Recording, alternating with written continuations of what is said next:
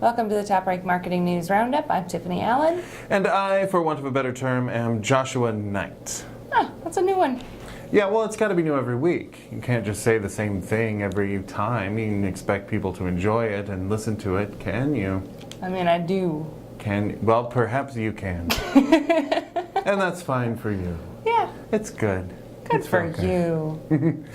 Speaking of things that were the same and are now different, last week, or perhaps 2 weeks ago, we talked about how JP Morgan Chase cut its buying for programmatic from 40,000 to 5,000 because they were concerned about their ads being displayed next to offensive content.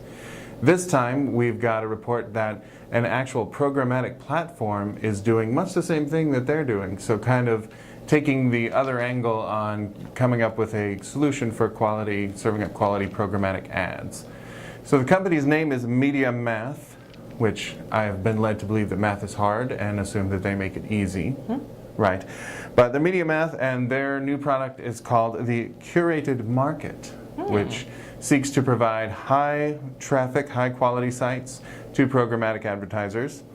They are in direct response to some brands who actually froze their activity on YouTube last week. There were a couple of big ones, AT&T, Johnson & Johnson, because their ads were being served up next to mildly offensive content like racist content and pro-ISIS content. Not so good. So if your brand wants to be associated with ISIS, that may be a good chance to snap up some really cheap real estate.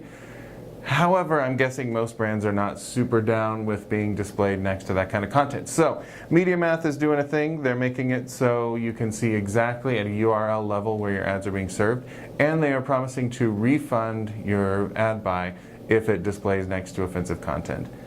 I mean, presumably the cost to your brand is going to be far greater than just the ad buy, but MediaMath, this is a step in the right direction, I think. Yeah, absolutely. I am excited to see how that goes. But you know, Google has had a little bit of trouble with this. I've heard of Google. In the past, this whole Google thing. But they're fighting a different battle right now. Oh, yeah? Yes, they're fighting a shopping war. Oh, that's the worst kind of war. It's dangerous, and there's a lot of tooling, and it's really hard to see. In my experience. That's how shopping wars go. But they're turning their search engine into a shopping tool. Basically, it's a new feature called Style Ideas, where you can look for, say, a purse. And you'll get images of a purse, and then you can click on it, and then underneath you'll get style ideas. So it's a model with this purse wearing different clothes or different accessories, and you kind of see how it goes with other fashion merchandise. Right now it's just, from what I understand, for fashion merchandise, but this is Google's bid basically to outshop Amazon as one of the first stops for shopping versus one of the last. So if I were, say, shopping for black socks, and Google, knowing that I'm a 40-year-old dad, would suggest as style ideas a pair of sandals, a pair of pleated shorts, and a fanny pack. Grass-stained white tennis shoes and cutoffs? Perhaps. Mowing the lawn. Yeah, and a snap brim hat, most likely. Obviously. Yeah. Also, as a 40-year-old dad, you know what's important to me? No. Very few things.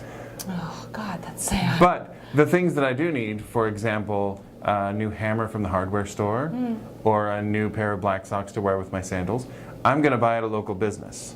And there's a new study that just came out, oddly enough, for my segue, that is talking about the importance of reviews to local business searches. Go on. So we got some interesting data here. We have 67.7% of people who are surveyed in this recent study said that their searches on Google lead them to local businesses. 57.7% make a purchase at their local business instead of just going and scanning stuff and looking it up on Amazon. 50% of the people surveyed said they always look at reviews, and 70% say they read reviews throughout their research phase. So at the beginning and in the middle, towards the end, back at the beginning, because customer journey is never linear. It's true. The most interesting thing I found, because it makes sense that people are looking at reviews, and reviews are important.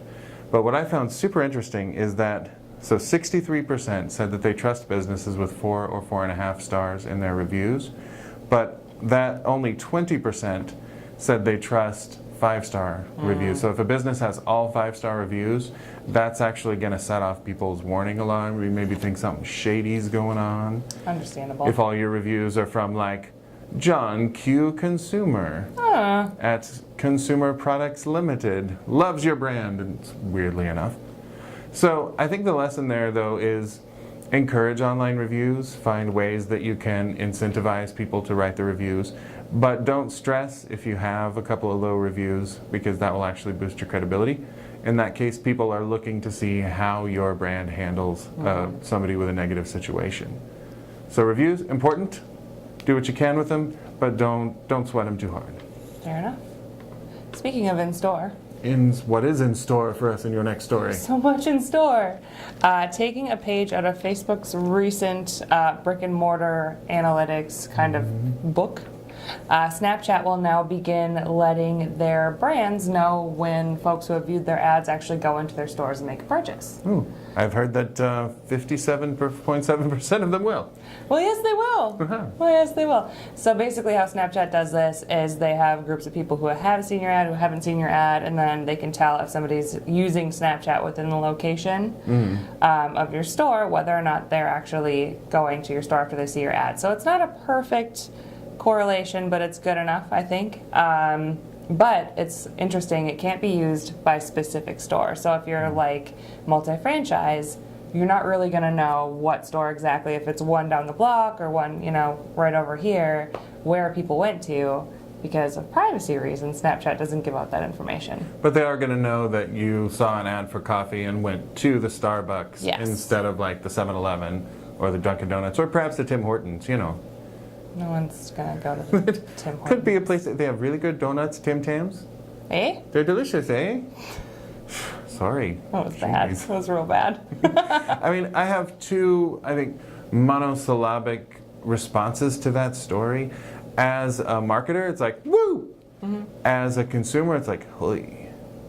So I think marketing is going to get a little bit creepier if that force is used for good and makes marketing more relevant and makes it so that consumers can find things better, then I'm all for it. Otherwise, holy.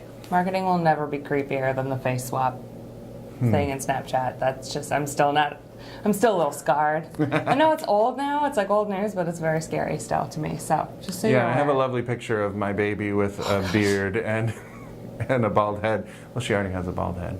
An even Never mind. balder head. I kind of look like a baby with a beard. Fair enough. Put it out there. Well, that's all the marketing news that we have for you today. We'll be back really next week with more top stories. If you need more, of course, you can follow TopRank at TopRank on Twitter or at Tiffani_Allen to follow me. And you can find me at NiteWrites. That's NITEWRITSMOUSE. And Not that last bit. we will be back next week. Thanks for tuning in. Bye.